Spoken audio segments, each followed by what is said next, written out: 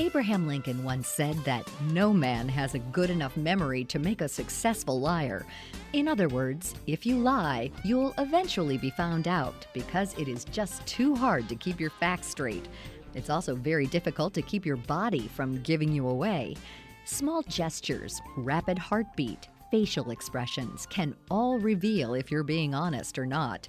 Trying to get to the truth from criminal suspects, job interviewers, and spy masters is an art, and one that interests Maryann Karinch. She's a human behavior expert and author of the book Nothing But the Truth: Secrets from Top Intelligence Experts to Control the Conversation and Get the Information You Need.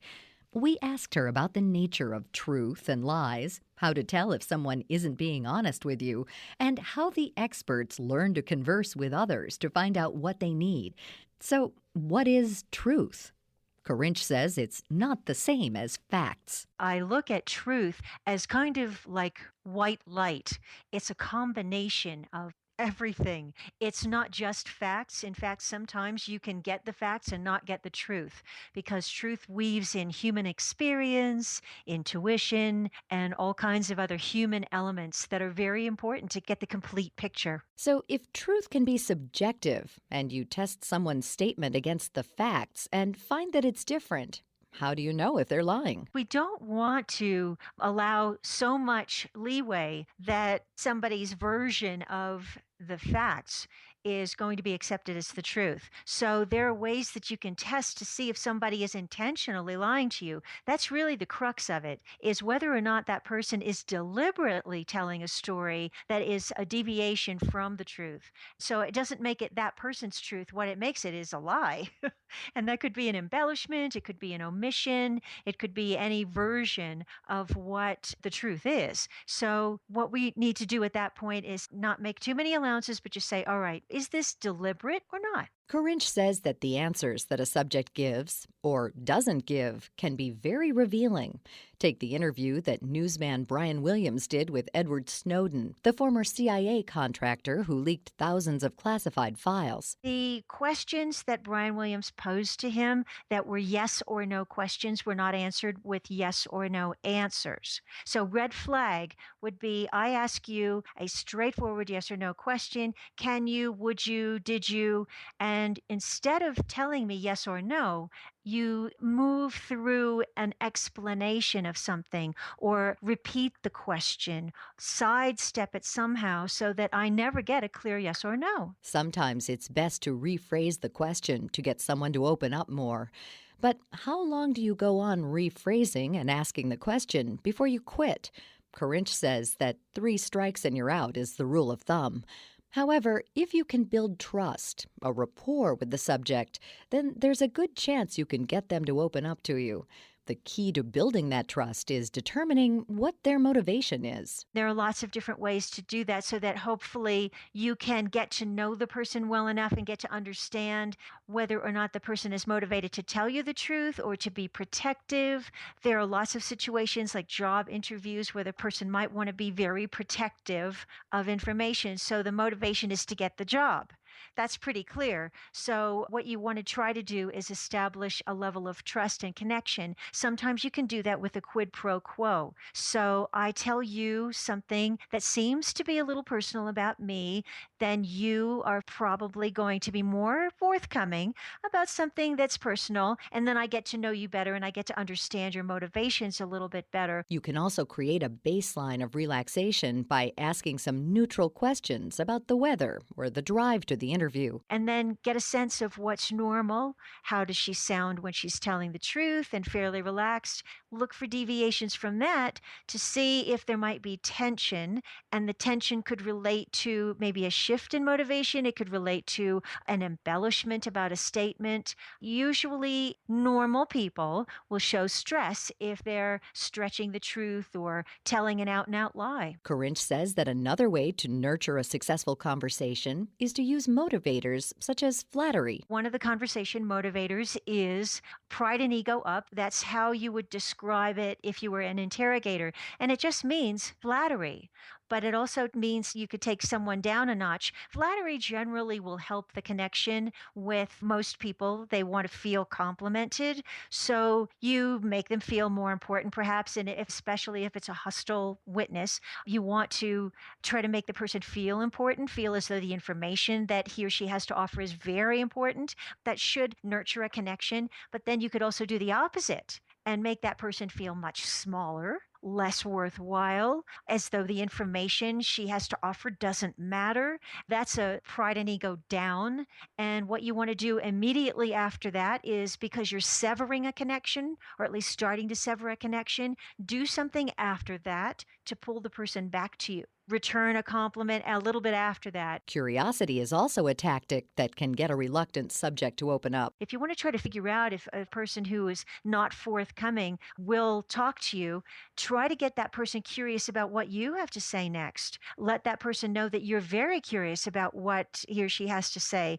Try to arouse curiosity in something, say, plant a seed. I know something that you don't, and I'm going to plant that seed, and you're going to be curious, and maybe you'll start talking to me then. One strategy that's especially frustrating for a subject is silence. That gap in the conversation that can get someone talking and maybe even revealing more than they intended. People hate silence.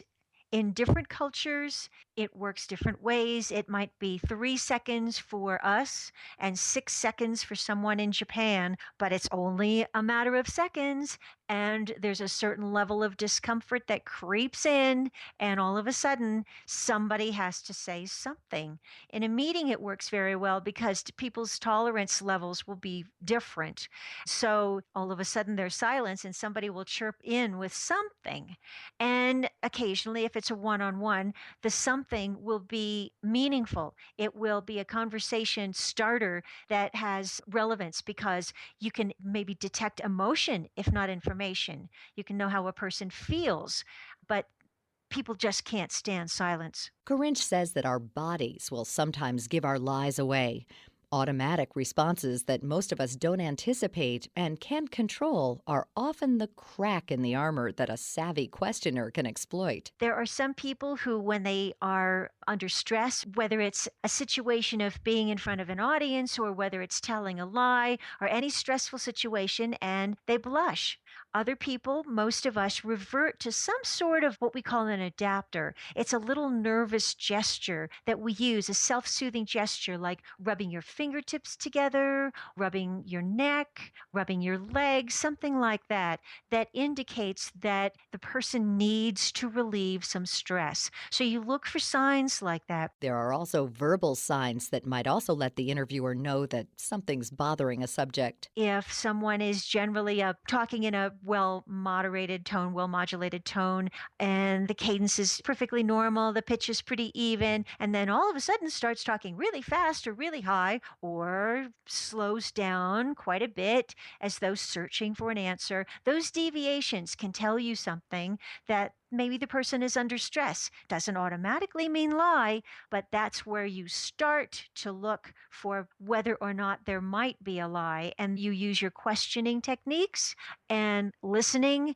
and figuring out if there are any gaps in information. But you start from that glitchy behavior or that glitchy tone of voice. One way to gain an advantage in a conversation is to control the venue, either by meeting in your own space or claiming a bit of their turf. We all value our personal space. And if you are in the boss's office, for example, that whole office, that boss considers his or her personal space, particularly something like the desk. It's like an extension of the human being.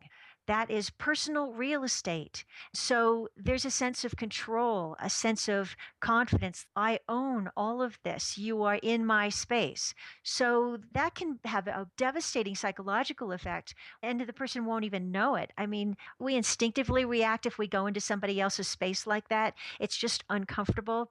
But if you can change that, you can move it, at least diminish the person's sense of power, even if you don't take it away completely. If you're walking down the hall instead of being in the office, you're diminishing that person's sense of control. Karinch spoke to many of the most knowledgeable investigators and interrogators for her book, including Peter Ernest, founding executive director of the International Spy Museum in Washington, D.C., and a 35-year veteran of the CIA. She says that the top interrogators are extremely skilled individuals who use logic and intuition to get the information that they need from the people they question. She adds, though, that we can all learn from the tactics and strategies they've spent their careers perfecting for use in our own lives. To read up on just how, pick up Maryann Karinch's book, Nothing But the Truth, available at stores and online. She also invites listeners to her website at Karinch.com. For information about all of our guests, log on to our site at viewpointsonline.net. Our show is written and produced by Pat Reuter. Our production directors are Sean Waldron and Reed Pence. I'm Marty Peterson. This summer, distinctive island adventures, Caribbean vibes, and unrivaled natural beauty await you on the island of St. Lucia. This summer, St. Lucia rocks with sizzling deals for travelers, including free hotel nights and savings of up to 50% off room rates. Summer values also include a range of unique island experiences for families and couples alike.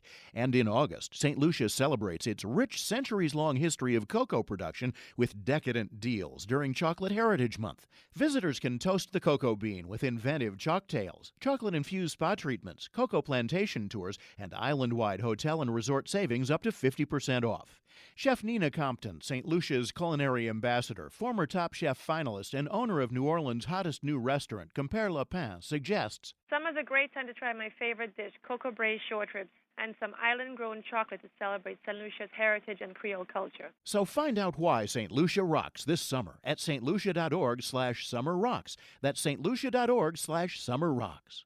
If you're one of the nearly 30 million Americans with diabetes that regularly test their blood sugar, you rely on your meter to help you and your healthcare professional detect high and low blood sugar and make therapy and lifestyle adjustments.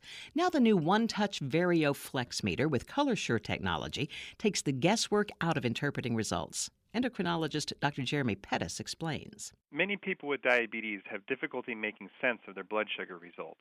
The One-Touch Vario Flex meter has a simple color range indicator that uses blue, green, and red to instantly tell you when your readings are low, in range, or high. And for patients who want additional insights and information, the meter connects wirelessly with the One-Touch Reveal mobile app on iOS and Android devices. Simple, accurate, and easy to use, the One-Touch VarioFlex meter is available now with an estimated price of under $20. One-Touch is the brand most recommended by endocrinologists and primary care physicians. To learn more, visit onetouch.com. A new survey shows a staggering number of family and friends of people with Alzheimer's disease are jeopardizing their own family's health and financial stability. According to the Alzheimer's Association 2016 Alzheimer's Disease Facts and Figures report, nearly half of care contributors have to cut back on their own expenses and basic needs, such as food and medical care. Beth Kallmeyer is Vice President of Constituent Services for the Alzheimer's Association. Very few people are prepared for the high cost of dementia-related care. More than one-third of care contributors experience significant lost income due to caregiving demands. For example, they must cut back on their own expenses, including basic necessities like food, transportation, and medical care. Kallmeyer says families need to proactively plan for the financial impact of Alzheimer's and dementia. Planning tips and more about the 2016 Facts and Figures report are available at alz.org.